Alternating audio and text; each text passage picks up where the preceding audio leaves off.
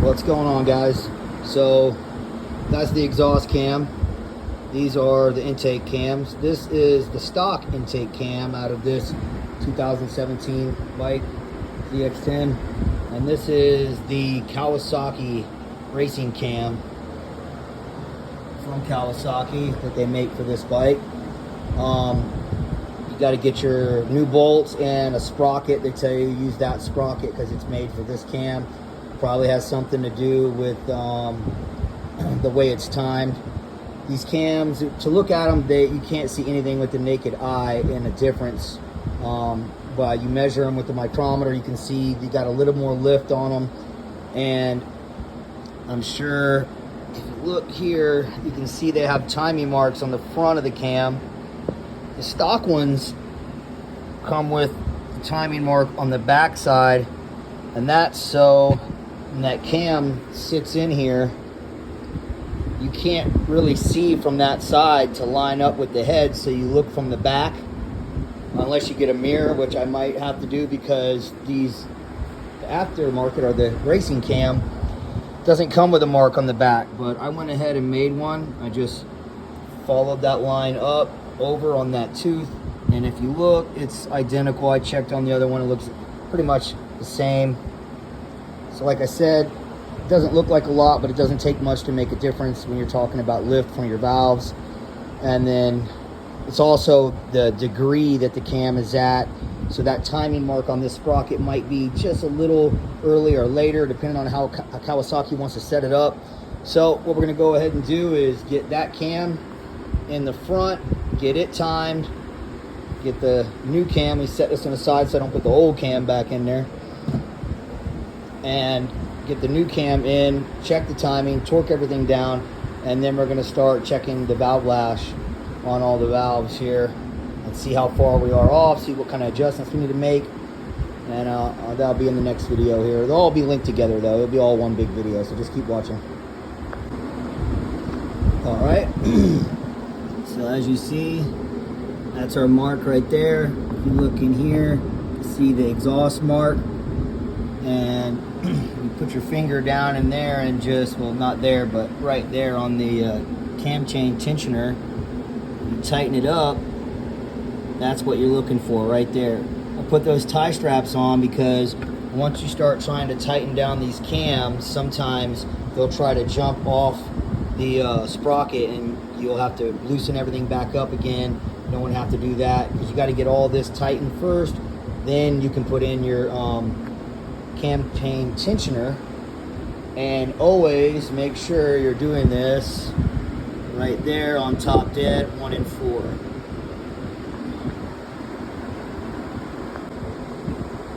Okay, so once we got the cams in here, we put all the dowel pins in on the front here and back side, set all the caps down, and started tightening all these down. Now some of these valves will be facing down toward, or some of these lobes will be facing down towards the valve, so you're going to have tension as you're tightening these.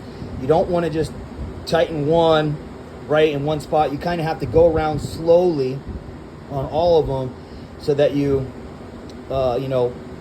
put the pressure down onto the cam widely, all throughout the cam instead of in one spot, because you can crack a cam if you just start tightening it down. Plus, these things are trying to go into the dowel pins, so you kind of have to just slowly make it go down. Once you get everything flush, torque it all down, and then once you torque it down, you're going to come around to your other side. Make sure you're still at top dead. You might have to turn it back a little bit. Sometimes it moves a little bit whenever you torque it down.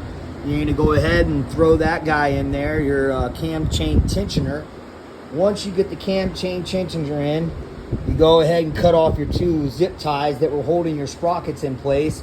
And then what I usually do is I turn it back a little bit, and what that does is it puts tension on this back side right here, and then it puts all the slack on this side.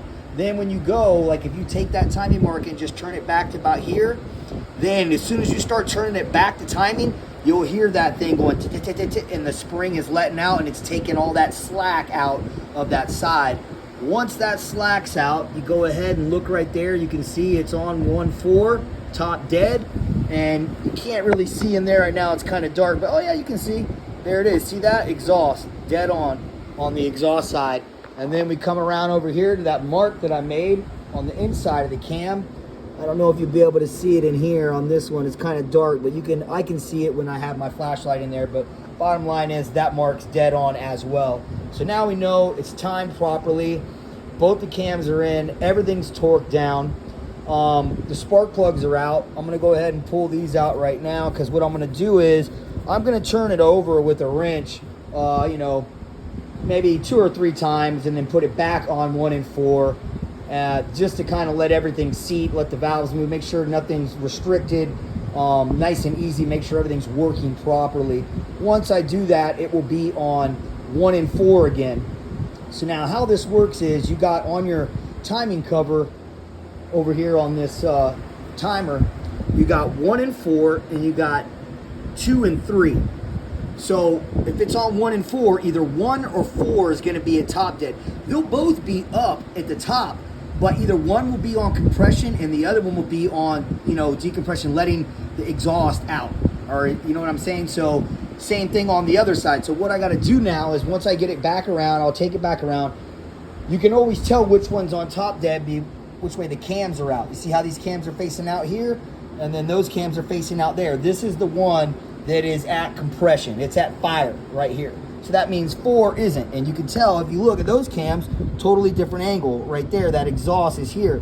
So that means right now, if you look on this side, the intake is about to open. It's at top dead, but the intake's about to, that's the back side of the lobe right in there. So that lobe's gonna swing down, and as that piston goes down, it's gonna let fuel and air in.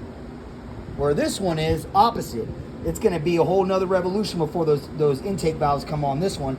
But you can see over here, they're gonna start letting out pretty soon. As the piston comes back up, it's gonna be letting the exhaust out. So what I'm saying is when you do your valve lash inspection, which is when you take a feeler gauge and stick under here, I'll show you in the, right after this, it'll be in the next little video, same on this same video, but you gotta check it with it at top dead. So what I'll do is I'll spin this thing over, then I'll come back here at 1 and 4, as long as everything turns fine and everything seems okay, and I'll start checking the intake shims and exhaust shims. And then what I'll do is I'll turn it another full revolution to where it's back at 1 and 4 on the other side. But then I'll be checking this side, because this side would no longer be at true top dead. This side will be then. Then I do the same thing to 2 and 3. I get all that information. I make sure that it is in spec or it isn't out of spec. And then depending on what it says and what Kawasaki says, there's a tolerance, which I'll be showing in this next little clip here. And we'll find out. So stay tuned. So I just got done rotating the motor over a couple of times with a wrench. Everything seems okay, no resistance. So we're gonna start checking the valve lash. Once again, I got it on number 1, top dead, compression right there. My laptop's acting up, so I was having trouble finding the manual. I can't get to the manual, but not a lot of people know this. These stickers in here tell you quite a bit. I don't know if I can zoom in, but if you look right there, see that? Valve clearance, engine cold, intake 15 to 22, exhaust 17 to 22. So that's your range for your intake and exhaust for your valve lash. So we're gonna get started right now. I'm gonna take that little book, write out some things, which I'll show you right here next. All right, so we just checked all of them. What you usually do is just get all the gauges out right here, write everything down. So this is the intake and exhaust, and you see the IN, that's intake, that's exhaust, those are the cylinders, and then there's 2 in each one. So I always just keep the book the same way as the engine is. You can see you got intake here and here, so that'd be the number 4. So you know that would be these 2. And if you look, they're all within spec except for that one guy right there. They're all a little on the loose side except for these 16s here on the intake. What a lot of people don't know is usually they think that their valves get, you know, that the valve lash gets loose. What actually happens on the exhaust is they get tighter. What happens is as these valves are going up into the head and seating up into that head, it's wearing that seat out, and the valves start going up into the head, which closes that distance between the bucket and the cam right there. So a lot of times, you know, when you have exhaust stuff that's more on the loose side, it's not really that bad because they're usually just going to tighten up over time. This is out of spec, so we're going to have to take it back off just for that one right there. And as far as the intake side, they usually, sometimes you'll see them get tighter or looser. It's just kind of weird how those are. But we'll get everything, we'll try to pull everything back into the middle the best we can. All right, so we got the cams back out, and we're going to start adjusting these valves. So we look right here, we can see which one, this is loose. I'm going to leave the rest of them because they're only going to get tighter, like I said, but on the intake, they will get looser. So all these ones that are right on the edge, like these 20s and 22s, I'm going to adjust them. The manual gives you a really good chart right here. What it does is it tells you A plus B minus C equals D. So A is the shim, so you take the shim, the valve clearance measurement, and then these values that they give you for intake and exhaust, and they give you examples. So you got the shim, the measurement, and then that equation, and then it tells you what shim to put in. They should put you right in the middle there. So that's what we're gonna do next. All right, so we made all our adjustments to the shims. We got the cams back in. Now, what you wanna do is just bend your feeler gauge like that. You just got to get under here. So all you're trying to do is just go underneath there, push it in. You feel that little bit of resistance. That's what you want right there. Any tighter than that is too tight, where you got to force it in. Like, it goes in pretty easy, and you got a little resistance. That's exactly what you want to feel on your gauge to know what size you're at. And after this, man, just put everything back together. It's really not that hard to do. If you have some kind of mechanically inclination, if you're do mechanics and you want to try to do something like this, it's not that hard. I'll tell you, I think the hardest part is getting that valve cover out, man. It feels like it does not want to come out. You just got to remember it come up and swing from the side, and it's going to fight you and fight you and fight you.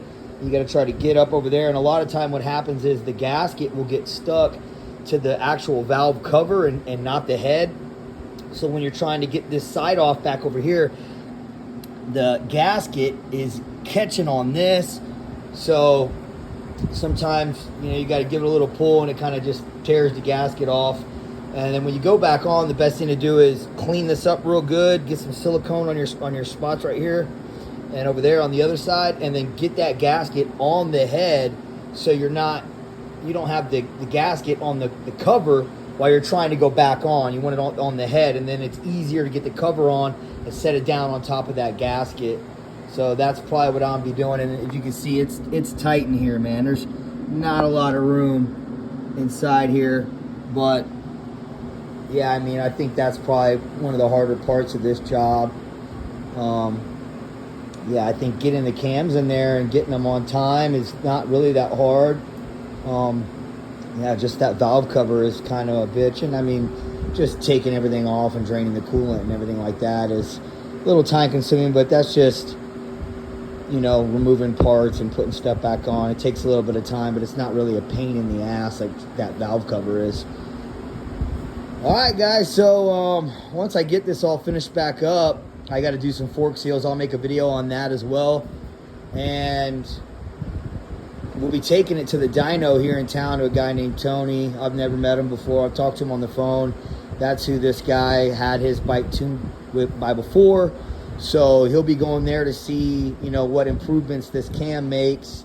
And I'm still trying to figure out where I'm going to take my bike for the dyno. We'll see how Tony does. And when I talk to him, we'll see if I like him. Maybe I'll use him. He's pretty convenient. It's here in town, you know, instead of having to run all the way down to Miami or up to Tampa where a lot of these other guys are at. But I got the nitrous for my bike, and that's what I'll be doing next to my bike. Just put the old tank back on. I used to have that where the whole shell was off and you could see the tank and everything. It was a different setup. Going back to this, I like this. The bike looks better like this. And I'm going to put that other swing arm back on, the long swing arm, lower it down a little bit more. And maybe I'll be getting some carbon fiber fairings eventually. What I'm trying to do. You guys take it easy. I hope you enjoyed the video. Hopefully it's helpful in some way to you guys. I know when I do these things, it's nice to see if I can find a video on YouTube that something that I haven't done before to try to help me out, help me through. If you have any questions, go ahead and you can ask me in the comments. Appreciate it. Love you guys. Be good.